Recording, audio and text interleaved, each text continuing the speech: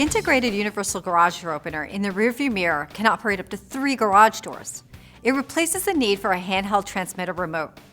Before we discuss how to operate the universal garage door opener, let's go over how to program the system.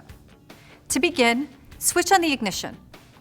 Press and hold the 2 outer buttons, 1 and 3, on the interior mirror for approximately 20 seconds or until the LED on the mirror flashes.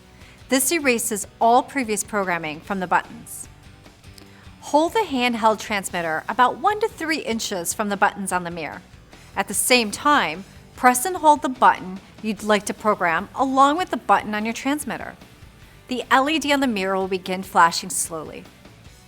As soon as the LED begins flashing more quickly, release both buttons. The button on the mirror should be programmed and ready to operate your garage door. Now, if the LED doesn't flash quickly after 60 seconds, change the distance between the mirror and the transmitter and try again. You should wait 15 seconds between attempts.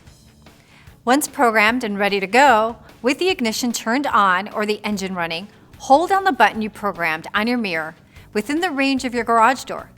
The mirror LED will stay lit while it wirelessly transmits signal and opens your garage door.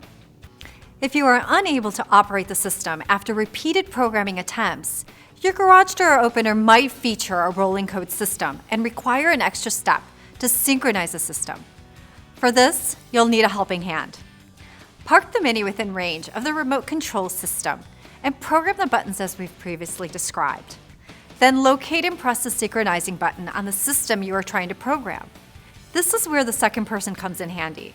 Within 30 seconds of pressing the synchronizing button, hold down the button on the mirror for 3 seconds and then release it.